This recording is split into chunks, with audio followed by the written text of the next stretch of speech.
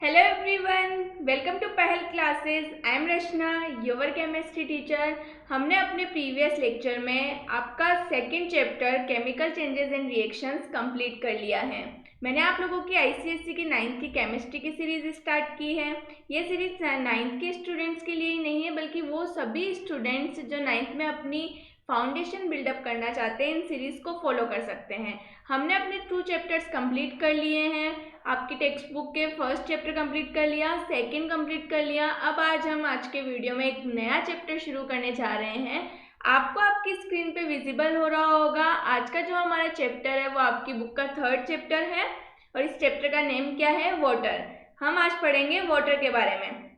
आपको वैसे स्क्रीन पे विजिबल हो ही रहा है। आप सब लोग अच्छे से जानते हैं कि वाटर कितना इम्पोर्टेंट नेचुरल रिसोर्स है। जैसे ही हमारे दिमाग में यदि कोई बोलता है वाटर, तो क्या सबसे पहले एक ही बात दिमाग में आती है? वाटर कितना ज़्यादा इम्पोर्टेंट नेचुरल रिसोर्सेज है। वाटर बहुत ज़्यादा इम्पोर्टेंट होता है हमारी डेली लाइफ में। यदि हम बात करें तो हमें डेली लाइफ में भी बहुत ज़्यादा नीड है वाटर की। हमें हमारी लाइफ को अच्छे से चलाने के लिए, या फिर हम बोल सकते हैं कि जीने के लिए भी हमें क्या ज़रूरत है? पानी चाहिए होता है। ये बात आप सबको पता है, सब जानते हैं इस चीज़ को कि वाटर कितना इम्पोर्टेंट है। मुझे इतना बताने की इसमें कोई नीड नहीं है। अब हम देखते हैं कि यदि हम बात करें हमारी अर्थ का कितना पार्ट या कितना परसेंटेज जो वाटर से कवर होता है, तो यदि हम देखते हैं अपने आसपास, वाटर इतना इंसिशियल है, इतना ज़्यादा इम्पोर्टेंट है। हमारी अर्थ सरफेस, यदि हम हमारी अर्थ की बात करें तो अप्रोक्सीमेटली 70% जो अर्थ है वो किससे कवर होती है? वाटर से कवर होती है। 70%। आपको यहाँ पे डायग्राम नज़र आ रहा होगा, अर्थ का एक डायग्राम है, उसमें वाटर को अप्रोक्स 70.8 ले रखा है। तो ये 70 to 71% में क्या करती है? अप्रोक्सीमेटली वाटर प्रेजेंट होता है। कहाँ पर? अर्थ पर। हमारी अर्थ सरफेस की यदि हम बात करें तो उस पर क्या प्रेजेंट होता है? वाटर प्रेजेंट होता है। यदि हम बात करते हैं बहुत पहले क्या होता था, कुछ जो वाटर को क्या समझते थे लोग? एलिमेंट्स की फॉर्म में मानते थे, एलिमेंट कंसिडर करते थे। हम एलिमेंट्स एंड कंपाउंड्स के बारे में ऑलरेडी अपने फर्स्ट चैप्टर में पढ़ चुके हैं, तो हमें तो पता है। अभी हम जानते हैं कि वाटर एलिमेंट नहीं है, कंपाउंड है। ऐसा क्यों है? क्योंकि वो 2 एलिमेंट से मिलकर बना हुआ है। यदि कोई भी कंपाउंड होता है उसके अंदर 1 या मोर एलिमेंट्स ही तो प्रेजेंट होते हैं डिफरेंट कंपोजिशन में। तो वाटर है, वाटर का फॉर्मूला भी आप लोगों को सबको पता है, क्या होता है? H2O। क्या वाटर का फॉर्मूला होता है? वाटर का फॉर्मूला H2O होता है। तो हमें साफ पता चल रहा है कि इसमें 2 एटम हाइड्रोजन एलिमेंट के और 1 एटम ऑक्सीजन का है। ठीक है, तो वाटर होता है, उसको बहुत पहले यदि हम बात करते हैं तो तब उसको क्या कंसिडर किया जाता था? एलिमेंट की फॉर्म में कंसिडर किया जाता था। बट एक साइंटिस्ट हुए हेनरी केवेंडिश, ठीक है, एक साइंटिस्ट थे 1781 में, हेनरी केवेंडिश। उन्होंने क्या किया? वाटर को हाइड्रोजन और ऑक्सीजन से कंबाइन करके उसका फॉर्म किया। वाटर को कैसे बनाया उन्होंने? हाइड्रोजन ली, ऑक्सीजन ली, और उसके कॉम्बिनेशन से उन्होंने क्या कर दिया? वाटर बना दिया। उसके कॉम्बिनेशन से जब यदि वाटर का फॉर्मेशन हो चुका है तो उन्होंने बता दिया कि ये 2 डिफरेंट एलिमेंट के कंपोजिशन से कंबाइन करके बना हुआ एक कंपाउंड है, ना कि एलिमेंट है। इसलिए हम इसे कंपाउंड की तरह क्या कर सकते हैं? मान सकते हैं, कंसिडर कर सकते हैं। फिर एक साइंटिस्ट और हुए लेवोशियर। उन्होंने भी बहुत से एक्सपेरिमेंट करके ये प्रूव कर दिया कि वाटर एलिमेंट नहीं है, ये एक कंपाउंड है। तो हम वाटर को कैसे कंसिडर करते हैं? कंपाउंड की तरह कंसिडर करते हैं, वाटर एलिमेंट नहीं होता है। ओके, समझ आया यहाँ तक वाटर का पार्ट हमें? चलो, यदि हम बात करें एक कॉमन से फैक्टर्स वाटर के, तो वाटर का फॉर्मूला क्या होता है? वाटर का फॉर्मूला H2 होता है, हमें सबको पता है ये। केमिकल की नेम की यदि हम बात करें वाटर की, तो ये क्या हो जाएगा? Dihydrogen oxide. ठीक है, हाइड्रोजन कितने प्रेजेंट है? 2 प्रेजेंट है, तो हम इसका केमिकल नेम क्या बोलेंगे? Dihydrogen oxide. और मोलिकुलर मास क्या होता है वाटर का? तो मोलिकुलर मास होता है 18 AMU, या फिर हम यू भी लिखे हुआ हो सकता है कहीं पे, उसको हम यूनिफाइड मास बोलते हैं। ओके, तो वाटर है, वाटर का आप मोलिकुलर मास निकाल सकते हो? मोलिकुलर मास बिल्कुल निकाल सकते हैं ना। मैंने आप लोगों को निकालना सिखाया है प्रीवियस वीडियो में। कैसे निकालते हैं? मॉलिक्यूल है, इसमें जितने भी एलिमेंट है उनके एटॉमिक मासेस का सम कर दो, आपको क्या मिल जाएगा? वाटर का मोलिकुलर मास। ठीक है, एटॉमिक मास बताओ। हाइड्रोजन का 1 होता है, यहाँ पे 2 एलिमेंट्स है, 2 से मल्टीप्लाई कर दो। ऑक्सीजन का 16 होता है, तो कितना आ गया? 2 + 16 दैट इज 18। ओके, तो मॉलिक्यूलर मास कितना होता है हाइड्रोजन का? 18 होता है। अब हाइड्रोजन की स्ट्रक्चर क्या होती है? तो आपको हाइड्रोजन की स्ट्रक्चर सामने बिल्कुल नजर आ रही होगी। हाइड्रोजन की स्ट्रक्चर कुछ इस तरीके से होती है, इसको हम बैंड शेप भी बोलते हैं। क्या बोलते हैं? Band shape structure. ओके, और ये जो यहाँ पे प्रेजेंट है 4 इलेक्ट्रॉन्स, इनको बोलते हैं lone pair. Okay, lone pair में 2 इलेक्ट्रॉन्स होते हैं जो बॉन्ड में पार्टिसिपेट नहीं करते हैं, उन्हें हम क्या बोलते हैं? Lone pair electron. ठीक है, लोन पेयर बोल देते हैं, उनमें 2 इलेक्ट्रॉन्स होते हैं और उसको एक को हम क्या बोल देंगे? पेयर को लोन पेयर। तो यहाँ पे कितने लोन पेयर प्रेजेंट है? 2 लोन पेयर प्रेजेंट है। और इलेक्ट्रॉन्स कितने प्रेजेंट है? 4 इलेक्ट्रॉन्स प्रेजेंट है। ठीक है, तो वाटर की स्ट्रक्चर कुछ इस तरीके से होती है, इसे बैंड शेप भी हम बोल सकते हैं। तो वाटर का फॉर्मूला हमें आता है, वाटर का हमने मॉलिक्यूलर मास देख लिया, केमिकल फॉर्मूला देख लिया और उसका स्ट्रक्चर भी हमें पता चल गया कि वाटर कैसा होता है। अब हम देखते हैं अक्रेंस ऑफ वाटर। हाँ, कि कितना परसेंट कहाँ कहाँ वाटर प्रेजेंट होता है उसकी बात कर ले हम। तो यदि हम अर्थ की बात करें, हम लोग अर्थ की बात करते हैं, तो ये एक ऐसी जगह है जहाँ पे वाटर ऑलमोस्ट आपको सब जगह देखने को मिलेगा। मैंने कहा वाटर एक इसेंशियल या फिर इम्पोर्टेंट नेचुरल रिसोर्स होता है। ठीक है, तो ये सब जगह देखने को मिलेगा। अर्थ के 70% पार्ट में वाटर प्रेजेंट है। ऑलमोस्ट 70 to 71% पार्ट में क्या प्रेजेंट होता है? वाटर प्रेजेंट होता है। तो ये ऑलमोस्ट आपको सब जगह देखने को मिलता है। ठीक है, वाटर अपनी 3 फेज में एग्जिस्ट करता है। 3 स्टेट होती है वाटर की। वो स्टेट कौन कौन सी होती है? वाटर की 3 स्टेट होती हैं। 3 स्टेट ऑफ वाटर कौन कौन सी होगी? Liquid, gaseous and solid. Solid phase में यदि हम बात करें तो वाटर आइस की फॉर्म में एग्जिस्ट करता है। और यदि गैसियस फेज में बात करें तो किसकी फॉर्म में एग्जिस्ट करेगा? वेपर की फॉर्म में नेचर में एग्जिस्ट करता है, वाटर वेपर की फॉर्म में। और यदि हम चलते हैं और बात करते हैं लिक्विड में, तो लिक्विड में तो वो वाटर की फॉर्म में ही एग्जिस्ट करता है, जिसे हम बोलते हैं। ठीक है, समझ आया? तो हमेशा यदि वाटर की बात करते हैं तो 3 फॉर्म एग्जिस्ट करती है इसकी नेचर में, सॉलिड फॉर्म, लिक्विड फॉर्म और गैसियस फॉर्म। सॉलिड फॉर्म में आइस की फॉर्म में रहता है नेचर के अंदर, और यदि बात करें लिक्विड फॉर्म में तो वाटर की फॉर्म में रहता है, और फिर यदि हम बात करते हैं गैसियस में तो वाटर वेपर की फॉर्म में एग्जिस्ट करता है। इसके अलावा यदि बात करते हैं तो ये अपने आसपास या अर्थ पे रिवर्स हो गई, कौन कौन से सोर्सेज होते हैं इनके? रिवर्स है, लेक्स है, ओशियंस है, पॉन्ड्स वगैरह है, वेल्स है, उन सब में क्या प्रेजेंट होता है? वाटर ही प्रेजेंट होता है। तो ये नेचर में इसके फॉर्म में एग्जिस्ट करते हैं। अब यदि हम बात करें हमारी ह्यूमन बॉडी की, या फिर हम जो फूड ईट करते हैं उसकी बात करें, तो जो हमारे एनिमल्स और जो ह्यूमन बींग्स होते हैं, वेजिटेबल्स होती हैं, प्लांट्स होते हैं, उन सब के लिए भी वाटर क्या होता है? बहुत इसेंशियल होता है, बहुत ज़्यादा इम्पोर्टेंट होता है। देखो, देख लेते हैं हम एक बार अक्रेंस ऑफ वाटर का। Earth is a planet where water is found almost everywhere. It occurs both in free state as well as in the combined state. Water can exist in all the 3 states of matter as solid, ice की form में, liquid, water की form में, gas, water vapor की form में. In the air, it is present as water vapor. On the earth's surface, it is present in the form of ocean, river and lakes. Okay. It is an also essential constituent of all animals and vegetables matters.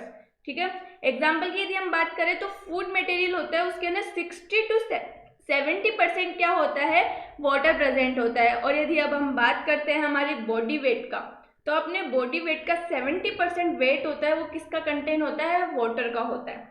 अपनी body का जितना भी wait है उसका 70% part किसका बने हुआ होता है? वाटर का होता है। देखो, मैंने हाईलाइट भी कर रखा है इसको। Any food material contains as must as 60 to 70% of water, nearly 70% of our body weight is water. इसके अलावा यदि वाटर की बात करते हैं तो वो क्रिस्टलाइन फॉर्म में भी प्रेजेंट होता है बहुत से साल्ट्स के अंदर, लाइक CuSO4.5H2O, MgCl2.6H2O, इनकी फॉर्म में होता है। ओके, अब वाटर जो नेचर में प्रेजेंट होता है, ठीक है, उसको नेचुरल वाटर बोला जाता है। सबसे इम्पोर्टेंट होता है रेन वाटर। जितना बहुत ज़्यादा नेचुरल यदि वाटर की बात करते हैं और प्योर की बात करते हैं तो वो रेन वाटर होता है। देखो, rain water it is the purest form of water. Surface water surface पे किस फॉर्म में प्रेजेंट होता है, रिवर्स की फॉर्म में, पॉन्ड्स की फॉर्म में, लेक्स की फॉर्म में, ठीक है, इन सब में तो वाटर प्रेजेंट होता है। अर्थ की सरफेस पे बात करते हैं। और यदि वेल वाटर की बात करते हैं हम, स्प्रिंग वाटर की, तो उसे सब सोइल वाटर बोलते हैं।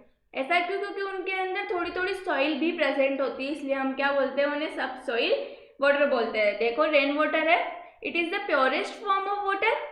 Surface water in rivers, ponds, lakes and sea. अब सबसॉइल वाटर कौन सा होता है, वेल वाटर और स्प्रिंग वाटर जो होते हैं उन्हें हम क्या बोलते हैं, सबसॉइल वाटर बोलते हैं। ओके, यहाँ तक सबको समझ में आया? हमने वाटर की अक्रेंस देख ली।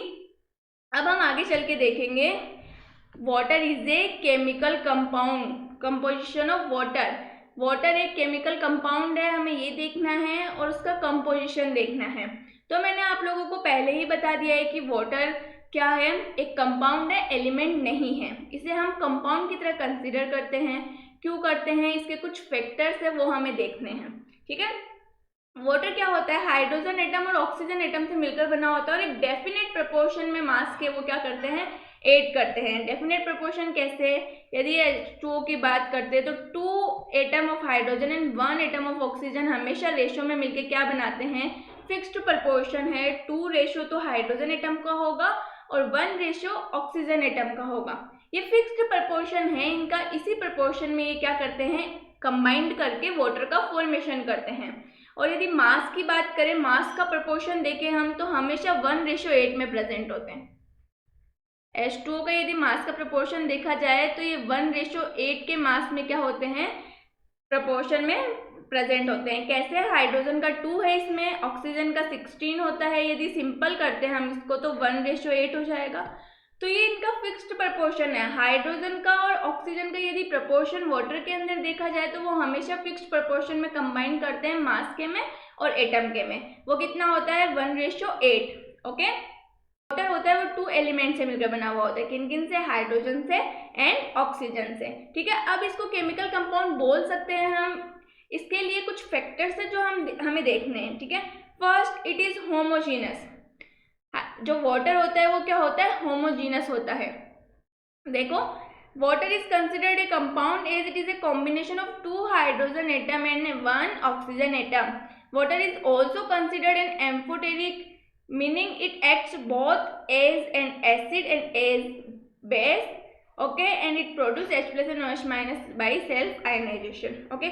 वाटर होता है उसको एम्फोटेरिक की तरह भी अपन कंसिडर कर सकते हैं, क्योंकि वाटर एम्फोटेरिक मतलब ये एसिड के साथ में भी एसिड की तरह भी रिएक्ट कर सकता है और बेस की तरह भी रिएक्ट कर सकता है अकॉर्डिंग टू द सिचुएशंस, ठीक है। हम किस तरीके से इसको यूज करवाते हैं, कंडीशंस क्या क्या है, उनके बेसिस पे ये दोनों की तरह यूज कर सकता है। ऐसी स्पीशीज जो बेस की तरह भी एक्ट करती हो और एसिड की तरह भी, उन्हें हम बोलते हैं एम्फोटेरिक। ओके, यहाँ तक कोई दिक्कत है?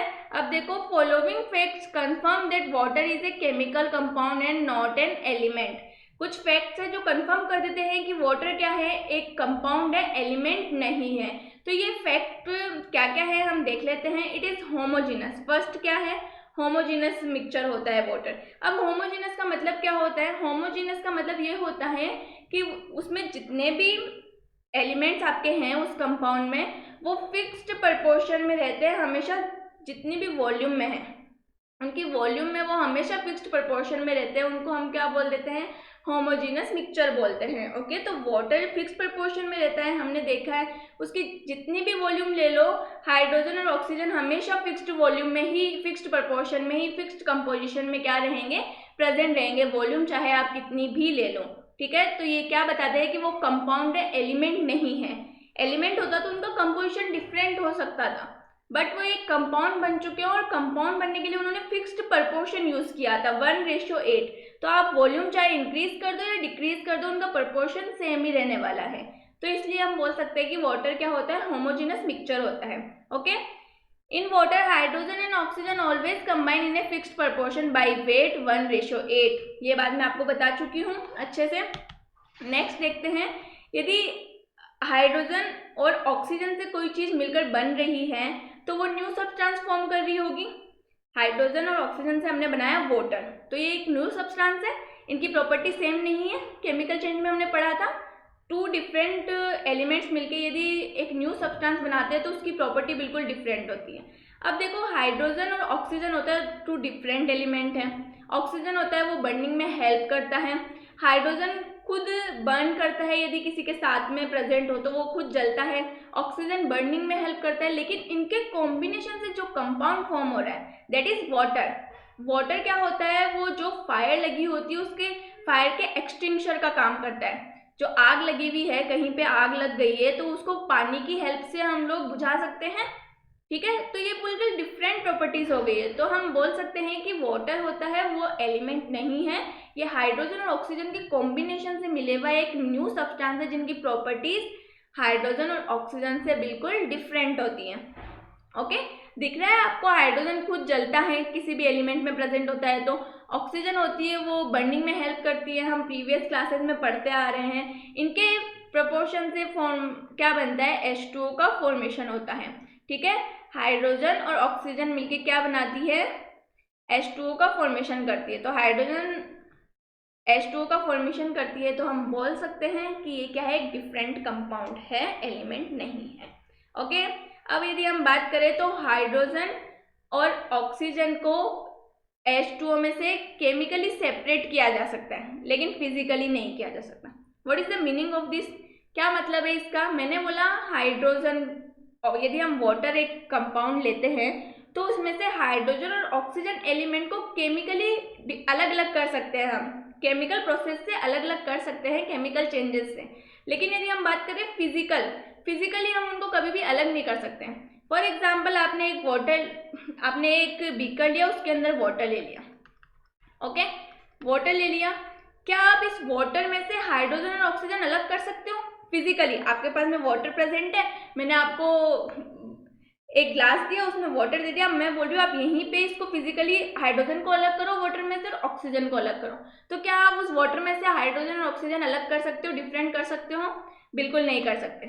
वाटर से कैसे आप हाइड्रोजन और ऑक्सीजन अलग कर सकते हो, लेकिन यदि हम केमिकली इनको चाहे तो अलग कर सकते हैं। यदि मैंने प्रीवियस आपने लेक्चर्स देखे हो तो मैंने H2O का इलेक्ट्रोलाइसिस बताया था। यदि इलेक्ट्रिक करंट पास करते तो हाइड्रोजन और ऑक्सीजन दोनों में क्या हो जाता है, डिकम्पोज हो जाता है। तो ये केमिकल चेंज है, तो केमिकली हम इन्हें डिफरेंट कर सकते हैं बट फिजिकली नहीं कर सकते हैं। ओके, और हमेशा क्या होती है, जब भी heat is evolve when hydrogen combines with oxygen to form water, यदि हाइड्रोजन ऑक्सीजन से कंबाइंड होती है तो वो क्या इवॉल्व करती है, हीट इवॉल्व करती है। ओके, तो ये कुछ प्रॉपर्टीज थी जिनके बेसिस पे हम बोल सकते हैं कि वाटर क्या होता है, वाटर एक कंपाउंड होता है ना कि एलिमेंट। ओके, तो कुछ प्रॉपर्टीज और देख लो। The properties of water are different from those of hydrogen and oxygen. Example, hydrogen burns, oxygen support burning but their compound water extinguish fire. Okay, the compound hydrogen and oxygen can be separated by chemical means example electrolysis of acidified water but not by physical means. I hope आपको समझ आ गया होगा यहाँ तक कि water एक chemical compound क्यों है।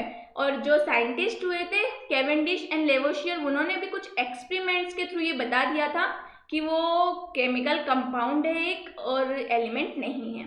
ओके, आप लोगों को आई होप बिल्कुल समझ आ गया होगा एलिमेंट और कंपाउंड का डिफरेंशिएशन। वैसे भी हमें पता था ये, लेकिन अकॉर्डिंग टू योर बुक अभी हमने देख लिया है कि कैसे होता है कंपाउंड। ठीक है, अब हम देखते हैं water is universal solvent. Water universal solvent की तरह यूज होता है। आपने देखा होगा ऑलमोस्ट जितने भी सब्सटेंस है वो सारे वाटर के अंदर डिसॉल्व हो जाते हैं। ओके, ऐसा क्यों होता है, वाटर को यूनिवर्सल सॉल्वेंट क्यों बोला है? तो देखो, water has the properties of dissolving a large number of substance. Water के अंदर large number of substance dissolve हो जाते हैं। फॉर एग्जांपल, सॉलिड डिसॉल्व हो जाता है, लिक्विड डिसॉल्व हो जाता है, गैसेस डिसॉल्व हो जाती है वाटर के अंदर। तो सॉलिड, गैस, लिक्विड, ऑलमोस्ट जितने भी सब्सटेंस होते हैं इन्हीं फॉर्म में एग्जिस्ट करते हैं। जब ये तीनों वाटर के अंदर डिसॉल्व हो सकते हैं तो वाटर को इसीलिए क्या बोला जाता है, यूनिवर्सल सॉल्वेंट बोला जाता है। लेकिन ऐसा क्यों होता है कि वाटर होता है वो यूनिवर्सल सॉल्वेंट है? तो इसके कुछ फैक्ट्स हैं। वो फैक्ट्स क्या है, वाटर का जो मॉलिक्यूल होता है फर्स्ट उसका डाइइलेक्ट्रिक कांस्टेंट होता है वो बहुत हाई होता है। वाटर का डाइइलेक्ट्रिक कांस्टेंट होता है वो बहुत हाई होता है, इसलिए वो ऑलमोस्ट जितने भी सब्सटेंस होते हैं उनको डिसॉल्व कर लेता है। अब ये डाइइलेक्ट्रिक कांस्टेंट क्या होता है, डाई इलेक्ट्रिक कांस्टेंट जिनका भी हाई होता है वो ऐसे सब्सटेंस होते हैं जो क्या कर सकते हैं, कोई भी पोलर कंपाउंड है उसके इलेक्ट्रोस्टैटिक फोर्स से जो आयंस जुड़े हुए हैं उनको ब्रेक करने में क्या करता है, हेल्प करता है। फॉर एग्जाम्पल वाटर है, ठीक है, H2O है, इसका डाई इलेक्ट्रिक कांस्टेंट हाई होता है। H2O का डाई इलेक्ट्रिक कांस्टेंट क्या होगा, हाई होता है। ओके, इसका डाई इलेक्ट्रिक कांस्टेंट हाई होता है तो जितने भी पोलर सॉल्वेंट होते हैं, पोलर कंपाउंड्स होते हैं, मैं यदि बात करूं NaCl, आपको सबको अच्छे से एग्जाम्पल पता है कि अपन सॉल्ट को वाटर में डिजोल्व करते तो वो बहुत अच्छे से डिजोल्व हो जाता है। आप इसको घर पे डिजोल्व भी करके देख सकते हो, ये बहुत अच्छे से डिजोल्व हो जाता है। जब ये बहुत अच्छे से डिजोल्व हो जाता है तो NaCl क्या है, पोलर कंपाउंड है, वाटर भी क्या है, पोलर कंपाउंड है। फर्स्ट चीज तो आपको डिजोल्व की यदि बात आती है तो आपको यही पता होना चाहिए, लाइक डिजोल्व लाइक, जो सेम चीज होती है वो सेम में ही घुलती है, ठीक है। आप जैसे हो वैसे ही आपके फ्रेंड्स बनेंगे, आपको वैसे ही फ्रेंड बनाना पसंद होगा। ओके, तो सेम डिजोल्व लाइक, जो जैसा है वो उसी में घुलता है, ठीक है, ये बात आपको ध्यान में रखनी है। तो वाटर होता है वो पोलर सॉल्वेंट होता है, पोलर नेचर का होता है, तो ऑलमोस्ट जितने भी पोलर सब्सटेंस होते हैं वो उनको क्या कर सकता है, डिजोल्व कर सकता है। सेकेंड चीज, वाटर का डाई इलेक्ट्रिक कॉन्स्टेंट बहुत हाई होता है। डाई इलेक्ट्रिक कॉन्स्टेंट क्या होता है, डाई इलेक्ट्रिक कॉन्स्टेंट वो प्रॉपर्टीज होती है जो क्या कर सकती है, किसी भी पोलर कंपाउंड होते हैं तो उनके आयंस के बीच में जो इलेक्ट्रोस्टैटिक फोर्स लग रहा है उनको ब्रेक डाउन करने में क्या करती है, हेल्प करती है। मैंने यहाँ पे एग्जांपल लिया NaCl के 2 आयंस में Na+ और Cl- में एग्जिस्ट करता है, इनके बीच में इलेक्ट्रोस्टैटिक अट्रैक्शन फोर्स भी होता है, ये बात भी हम पढ़ चुके हैं। ओके, इलेक्ट्रोस्टैटिक फोर्स का क्या होता है, अट्रैक्शन होता है। जब वाटर का डाई इलेक्ट्रिक कॉन्स्टेंट हाई होगा तो ये क्या करेगा, इनके बीच का अट्रैक्शन फोर्स आसानी से ब्रेक कर सकता है। डाई इलेक्ट्रिक कॉन्स्टेंट सब्सटेंस क्या होते हैं, जो 2 आयंस के बीच के इलेक्ट्रिक जो फोर्स, अट्रैक्शन फोर्स है उसको क्या कर सके, ब्रेक कर सके। तो वाटर का डाई इलेक्ट्रिक कॉन्स्टेंट हाई होता है, इसका मतलब उसकी ये प्रॉपर्टी है कि वो आयंस को आसानी से ब्रेक कर सकता है। इसने आयन के बीच के फोर्स को ब्रेक किया और खुद में क्या कर लेगा, डिसॉल्व कर लेगा। तो सेकेंड चीज क्या हुई, वाटर यूनिवर्सल सॉल्वेंट है क्योंकि इसका डाई इलेक्ट्रिक कॉन्स्टेंट क्या होता है, हाई होता है। अब यदि हम बात करें तो वाटर में हाइड्रोजन बॉन्ड्स प्रेजेंट होते हैं, ठीक है, वाटर में क्या होते हैं, हाइड्रोजन बॉन्ड प्रेजेंट होते हैं, और हाइड्रोजन बॉन्ड प्रेजेंट होने की वजह से जो कंपाउंड्स जो पोलर नहीं होते हैं उनके साथ ये हाइड्रोजन बॉन्ड बना के उनमें क्या कर लेता है, डिसॉल्व कर लेता है अपने आप में। ओके, समझ आया यहाँ तक कि वाटर एक यूनिवर्सल सॉल्वेंट की तरह क्यों यूज होता है। यदि पोलर, वाटर खुद पोलर है तो जो भी पोलर सब्सटेंस होंगे उन्हें तो पोलर है, आसानी से डिसॉल्व कर लेगा। यदि कुछ सब्सटेंस जो पोलर नहीं है उनका क्या होगा, उनमें हाइड्रोजन बॉन्डिंग प्रेजेंट होगी तो वो हाइड्रोजन बॉन्डिंग के प्रेजेंस में क्या कर लेते हैं, खुद में डिसॉल्व कर लेते हैं। ओके, यहाँ तक कोई दिक्कत किसी को, समझ में आया सबको अच्छे से हाइड्रोजन बॉन्डिंग का कंसेप्ट। हाइड्रोजन बॉन्डिंग देखो, वाटर में हाइड्रोजन बॉन्डिंग क्या होती है हम ये आगे पढ़ेंगे चैप्टर्स में। अभी आपको ध्यान रखना है कि वाटर के अंदर क्या प्रेजेंट होती है, हाइड्रोजन बॉन्डिंग प्रेजेंट होती है। ओके, तो हाइड्रोजन बॉन्डिंग भी क्या करती है, हेल्प करती है उसके यूनिवर्सल सॉल्वेंट होने में। चलो अब हम पॉइंट्स देख लेते कुछ। The following facts are responsible for this property of water. वैसे जो मैंने आपको समझाया वही यहाँ पे लिखे हुआ है, देखो, water molecule is polar in nature, water molecules can form hydrogen bonds with the molecule of other compounds, water molecule can enter in a chemical reaction with molecules of other compounds, water has a high value of dielectric constant. Due to these unique properties associated with water, it is referred to as universal solvent and plays a significant role in plant, animal and human beings. Universal solvent है और plant, animal, human beings सबकी life में ये important role play करता है। Okay, समझ आ गया। अब हम देखने वाले वाटर की फिजिकल स्टेट। मैंने आपको जस्ट अभी थोड़ी देर पहले बताया है वाटर होता है वो 3 फिजिकल स्टेट में क्या करता है, एग्जिस्ट करता है नेचर में। कौन कौन सी है, liquid, gaseous and solid. Okay, चलो देख लेते हैं। We know that water exist in all 3 state of matter. Water exist as ice in solid form, as water in liquid form, as vapour in gaseous form.